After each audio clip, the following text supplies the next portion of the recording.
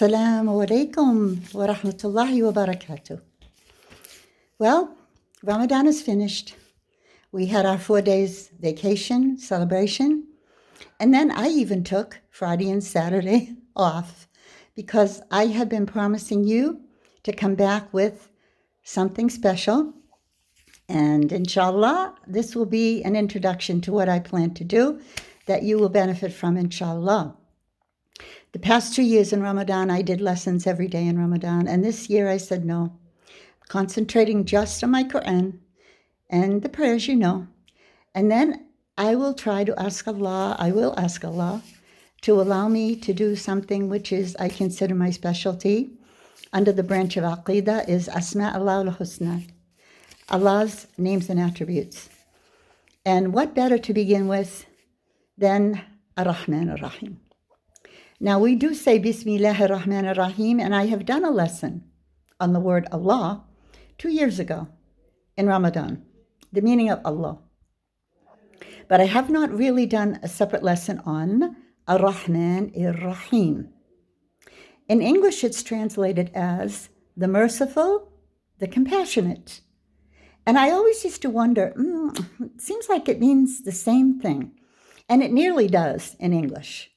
However, in Arabic, which is much more precise in its descriptions, I've often said that one word in Arabic needs like 5 or 10 explanations in English, because Arabic is a very, very expressive language. So I'm going to try my best to give you an intro. The first lesson is not today. This is an intro. And then inshallah, tomorrow I'll be back, Allah willing, inshallah, to give you something a little bit longer. And I'm trying to keep these 10 minutes because everyone's so busy and everyone's so, I don't want to say nervous, that people are, shall I say, unsettled these days due to situations. I'm not going to say beyond our control because that's redundant. Situations which Allah alone controls and can fix. We just have to believe that, and we have to pray. We have to pray, and we have to ask Him to fix these situations that we're living in, because He is Rahman and Rahim. So in this brief, under 10 minutes introduction, I'm going to begin by saying that these two descriptive words about Allah include the concepts that Allah is never unjust. He's never crooked in any way. He's never mistaken. He never oppresses. His essence is pure rahmah. And rahmah means mercy.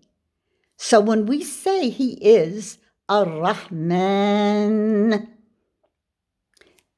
this word means all that I just previously said to you. So what about Ar-Rahim? Is there a difference? Is it only meaning the first merciful and the second compassionate? No. I told you about Arabic. Ar-Rahim means His ongoing application of that attribute to all creation, everywhere, at all times, to everyone, everywhere, at all times, no matter their religion, no matter their behavior, no matter their perceptions. Why? I'll try to explain it now, and hopefully this ongoing Rahim, you will understand. Now, some things seem unfair to us. Normally, they would seem unfair. For instance, we say, upon a death, we say, he died too soon. He died too young. He died in the wrong manner. It seems so sad, but yet it was Allah's mercy, because Allah's mercy is applied to every creature, everywhere, in the exact amount. It's called miqdar, qadar, fate, destiny, Yes, that's what it means. It's connected to the fact that every single thing that happens to us has been written before we were born in a special book, which remains above the heavens, called Lawhun Mahfuz. Now, you have to add to this that nothing is caused, the first cause and the last cause is Allah. Now, I know you studied this in philosophy in the first year of university in Western Civ, where they totally mess your mind on the subject of destiny or predestination, or can you choose or not? And I did this before 2 years ago. I did a whole series in Ramadan about this. However, to make it quickly now, because I'm at 6 minutes, nothing happens because of anyone or anything. Nothing happens because of a system of government or a particular military apparatus or your boss or criminals. Nothing happens without Allah's mighty decree that this will happen in the manner and the place and the time that Allah has chosen.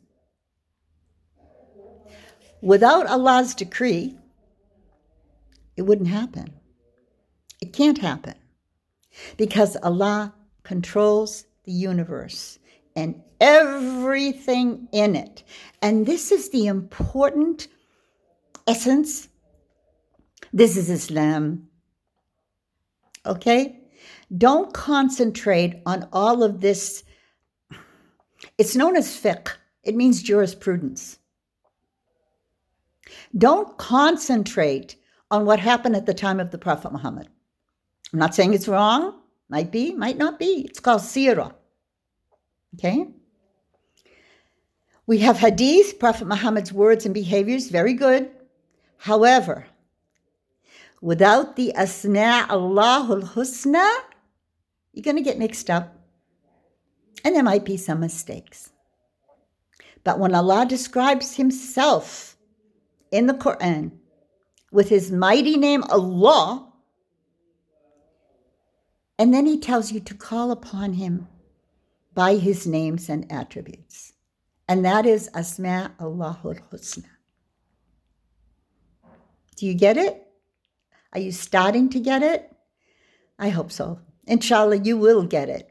And that's the reason I'm going to continue on, inshallah, tomorrow with more details and verses from Quran, which I will read in Arabic and translate. And I ask Allah from his mighty powers to guide whom he chooses. We don't guide ourselves. How did I become a Muslim? Allah chose me.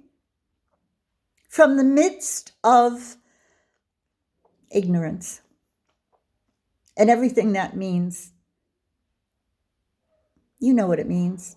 Normal American woman. What did we do? Well, we partied hardy, some of us. I wasn't that bad, though, because I like to read more than anything.